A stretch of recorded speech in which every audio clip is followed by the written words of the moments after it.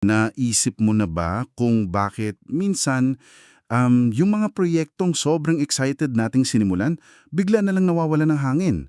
O yung mga taong sobrang passionate sa isang cause, after a year or two, parang burnt out na, no? Nawawala na sa esena. Para tayong mga detective ngayon, may kaso tayong kailangang isolve, the case of the disappearing passion. Ipinadala mo sa amin ang mga ebidensya, isang set ng mga tanong at exercises mula sa aklat na Formed for the Nations ni Chris R. Velasquez. At ang misyon natin, sundan ang mga clues para malaman kung bakit namamatay ang sigasig at higit sa lahat, paano ba ito mapapanatiling buhay at nagbubunga sa katagalan? At dito, para sa akin lumalabas yung pinakamalakas na ideya na ang pinakadelikadong bagay pala ay hindi yung kawalan ng gana, kundi yung ganang walang direksyon. Yung puro go, go, go, pero hindi natin tinatanong saan ba talaga tayo pupunta at paano tayo tatagal sa biyahe. Yan ang pinagkaiba ng commitment o paninindigan sa formation o tunay na paghubog. At yung space sa pagitan ng dalawang yan, yun ang crime scene na iimbestigahan natin. Gusto ko yung analogy na yan, paninindigan versus paghubog. Sa isip ko yung commitment. Parang New Year's resolution yan. Sasabihin mo, magja-gym ako this year. Buong buo ang loob mo. Pero yung formation, Yung formation, yun yung pag-hire mo ng trainer, pag-ayos ng diet mo, pagtulog ng tama, at pag-track ng progress mo. Kung baga, yung una, isang desisyon lang, na madalas, pinapalakpakan. Yung pangalawa, isang buong sistema ng pagbabago sa buhay mo na madalas, walang nakakakita. At yun yung sinasabi ng material na malaking-malaking gap o puwang. Puno tayo ng mga taong nag-sign up, pero kulang tayo sa mga taong may sistema para manatili. Sinasabi sa material mo na may paraan para ma-diagnose yan. Diba parang isang medical check-up para sa isang organisasyon o kahit para sa sarili mo. Hindi nito ginagamit yung eksaktong term na yon, pero yun ang dating sa akin. Tinatanong ka ng mga bagay na parang, saan sa grupo ninyo ang laging ipinagdiriwang ang pagsisimula pero walang malinaw na plano para sa pagpatutuloy? Exactly. At may isang exercise doon na sobrang simple pero parang x-ray. Pinapakumpleto sa iyo yung sentence na, sa aming konteksto, ang mga tao ay committed sa pero bihirang mahubog para sa. Subukan mong isipin yan. Halimbawa, committed sa evangelism pero bihirang mahubog para makinig sa kwento ng iba. O committed sa social justice pero bihirang mahubog para sa matiyagang pakikipag-ugnayan sa mga taong iba ang pananaw sa politika. Nakikita mo agad kung saan ang disconnect. Okay, pero hindi ba't parang nakaka-pressure yan? Kunwari, leader ako ng isang grupo, tapos ginawa ko yung exercise na yan at nalaman kong, wow, ang laki pala ng gap namin. Sana ko magsisimula para ayusin yon nang hindi natataranta ang lahat o parang sinasabi kong, okay guys, lahat ng ginagawa natin, mali. That's a great question. At sa tingin ko, ang unang sinasabi ng material ay hindi para mag-panic, kundi para maging honest. Ang unang step ay aminin lang na may gap. Dahil kapag hindi natin yan inamin, ang nangyayari ay nagiging hiwa-hiwalay ang buhay natin. May oras para mag-share ng faith, may oras para mag-pray, at may oras para tumulong sa community. nagiging mga separate na events. Oo, nagiging mga box lang. Ang goal ng formation ay pag-isahin yan, na ang pagdadasal mo ay nagiging pagkilos, at ang pagkilos mo ay nagiging paraan ng pagbabahagi ng paniniwala mo. Nagiging isang buong-buong buhay. At dahil dyan, nagbabago rin daw yung scorecard natin para sa tagumpay. Hindi na ito tungkol sa dami ng attendee sa event o sa bilis ng resulta. Ang bagong definition ng tagumpay ay tapat na pagtitiis or faithful endurance. Yung kakayahang manatili kahit mahirap, kahit walang pumapalakpak. At yan ang perfect transition sa susunod na clue sa ating investigasyon.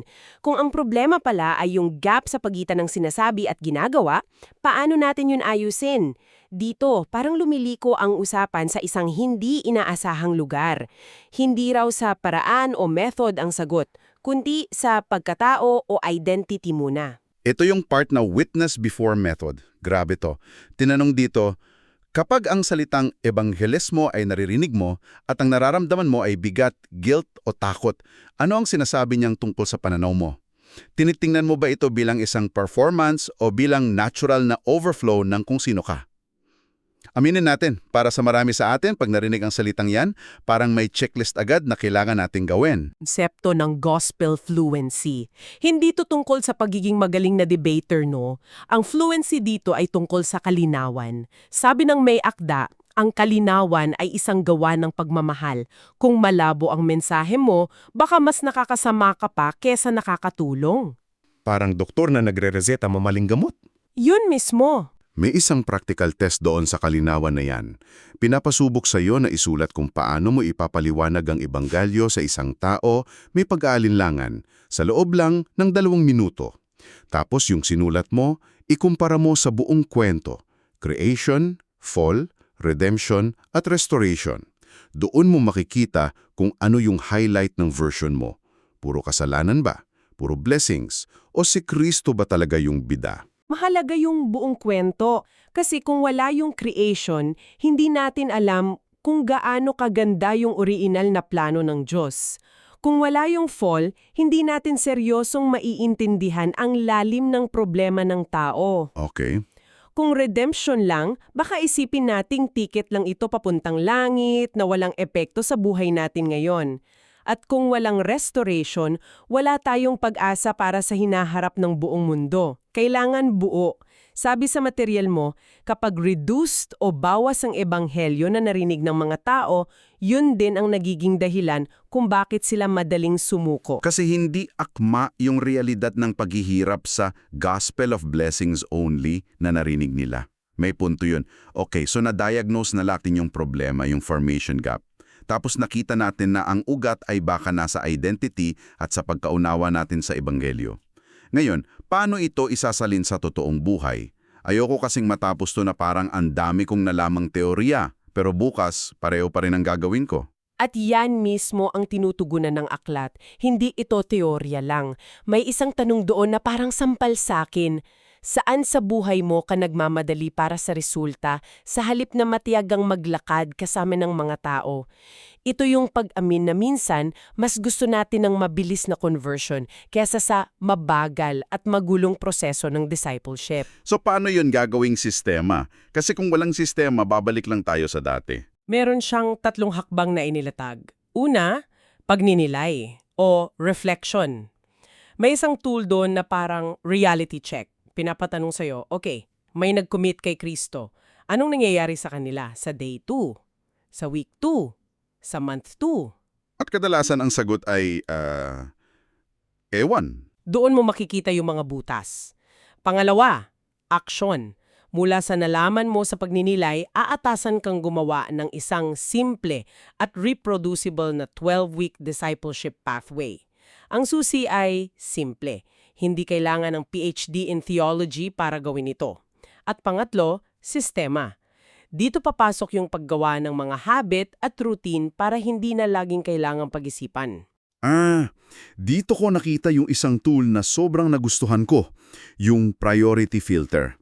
Parang bouncer siya sa pinto ng isip mo para salain yung mga bagong gawain o commitment. Bago mo papasukin, may 3 tanong ka munang itatanong. Una, naaayon ba to sa pangunahing misyon ko? Kung hindi, out na agad. Pangalawa, ano ang masamang mangyari kung hindi ko to gagawin ngayon? Baka naman pwedeng i-schedule sa ibang araw. At pangatlo, pwede bang gawing mas simple to o ipasa sa iba? Isang simpleng filter para hindi ka malunod sa mga bagay na urgent pero hindi naman important. At yung paggawa ng sistema, kasama dyan yung pagbabago ng pananaw natin sa pananalangin. Wow, teka. So sinasabi ng material na yung prayer life ko o yung kakulangan nito ay parang resibo ng kung ano talaga ang pinaniniwalaan kung nagpapatakbo ng misyon. Aray, medyo tumama yun ha? Mismo ay pakikilahok sa misyon ng Diyos. At yung schedule mo raw yun ang pinakamatapat na aklat ng teolohiya mo. Kung saan mo inilalaan ang oras mo, yun ang pinaniniwala ang mahalaga. Kung ang panalangin ay isinisingit lang sa 5 minutes bago ka matulog, baka yun din ang tingin mong halaga niya sa buong misyon. Okay, malino na yung individual side. Kailangan ng personal na sistema. Pero paano naman yung sa community? Paano natin aalagaan yung isa't isa para hindi tayo ma-burnout? Lalo na yung mga taong ipinapadala natin sa mga mahihirap na lugar. Ito yung tinatawag sa material na sustaining descent. Minsan daw, yung support na binibigay natin ay nagiging anyo ng kontrol nang hindi natin namamalayan. Halimbawa, nagpapadala tayo ng pera, pero kasama noon ay yung expectation na dapat ganito ang itsura ng ministry nila, dapat ganito ang report nila. Parang nagiging employer-employee relationship. Oo, I've seen that happen. Nagiging project-based imbes na people-based. tama. May kilala kong misyonero na sobrang galing, sobrang dedicated, pero bumagsak. Bakit? Kasi ang support system niya ay puro financial and project updates. Walang nagtatanong sa kanya, "Bro, kumusta ka na talaga? Kumusta ang pamilya mo? May oras ka pa bang magpahinga?" Yan ang tinutumbok ng aklat. Ang pag-aalaga ay dapat lampas sa paunang excitement. Kailangan may plano para sa regular na mentorship, spiritual at emotional support, at, itong importante, nakatakdang cycle ng pahinga. Di yun luxury. Hindi, part yan ng sustainable na mission. So, para ma-integrate lahat ng ito, may isang final exercise na parang pinagsasama-sama ang lahat. Ang tawag dito ay paglikha ng isang personal rule of life for mission.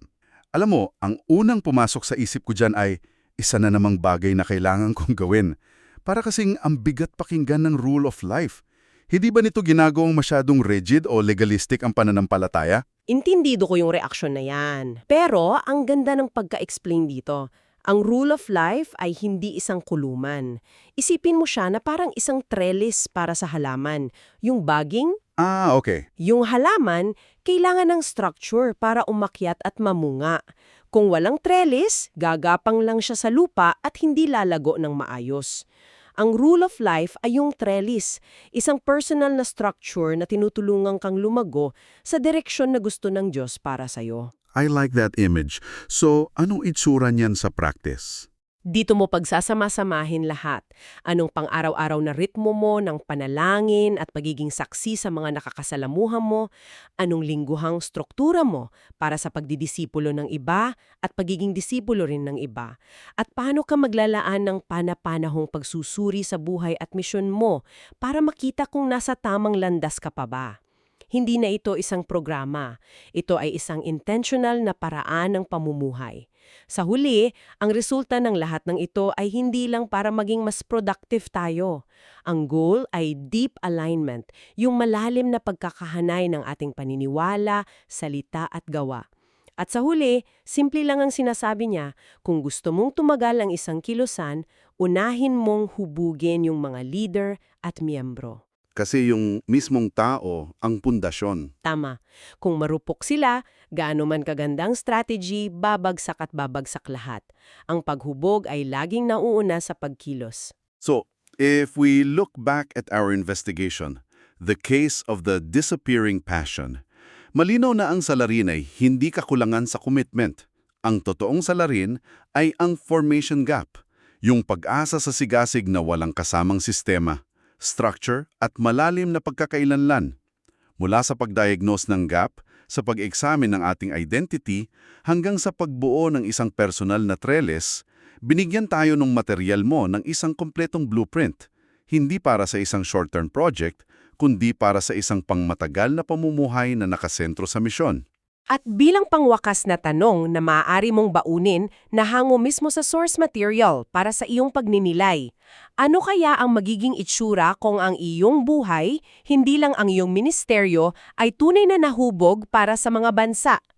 Paano ka kaya inaanyayahan ng Diyos na yon na lumipat mula sa isang tapat na panindigan tungo sa isang napapanatiling pagsusugo?